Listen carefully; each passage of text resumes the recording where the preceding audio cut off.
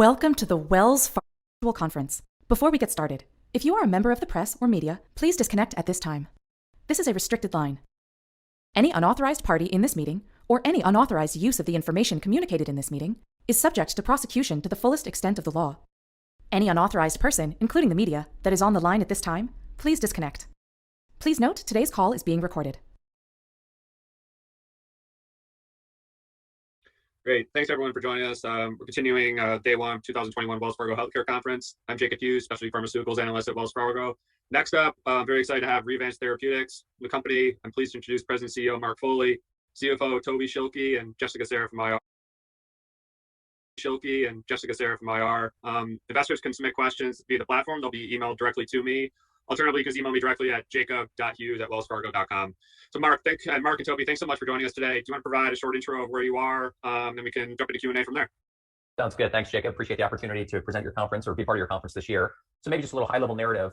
Over the past 18 months, we've evolved from being a development stage company to a commercial company. And while we continue to advance our lead product, the neuromodulator for both aesthetic and therapeutic treatment, we did enter the aesthetic market with a line of RHA fillers, hyaluronic acid fillers.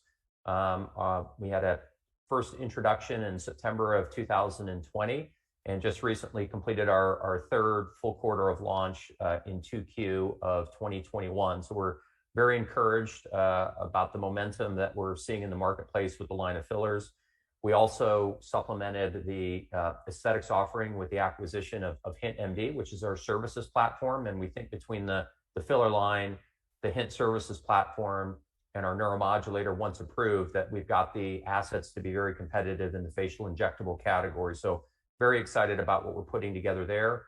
We're also continuing to make really good progress on our therapeutics platform. The most advanced of the indications is our cervical dystonia program, where we're in the process of finalizing our open label safety study. Once we have that data in and completely analyzed, we'll be able to submit for approval of that indication. So we expect completion of the open label safety study this year, submission in 2022, and approval in 2023.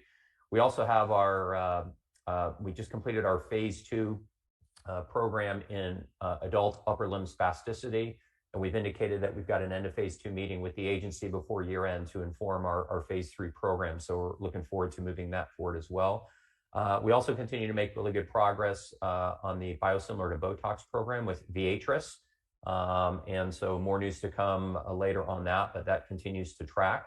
And then Fosun, our partner in China, is up and running on their trial enrollment for both glabellar lines and cervical dystonia that will lay the foundation for approval in China. So we're really excited about where we are.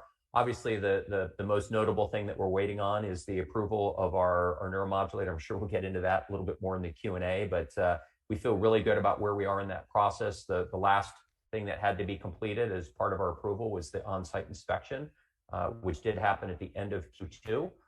We're now in sort of a holding pattern or waiting game until we get final news from the agency on that. Last thing I'll just comment on is we've done a nice job of bolstering our balance sheet through a convertible financing that we did along with the ATM that we opened up. And so, as the end of Q2, we had $336 million of cash on hand, which gives us cash into 2024. So we feel like we're positioned well to execute on our objectives that are in front of us. So with that, why don't I turn it over to you, Jacob, for questions? Okay, perfect. Appreciate that intro. Well, why don't we get the first out of the way, which of course on everyone's mind is the BLA that's in front of the FDA. Thank you for confirming on the inspection that it was supposed to happen at the end of Q2. And you didn't provide this timetable, but I think you were speaking more generally around a 6 to 10 week time frame, and you anticipate getting a decision in the second half of 21. But is there any further update on this front? Has there been additional dialogue with FDA about when this could occur? Yeah, great question. So, as you referenced, we did have the FDA at our facility end of Q2, as we indicated. A typical inspection is 1 to 2 weeks of sort of on-site inspection activities. Ours was a very typical inspection.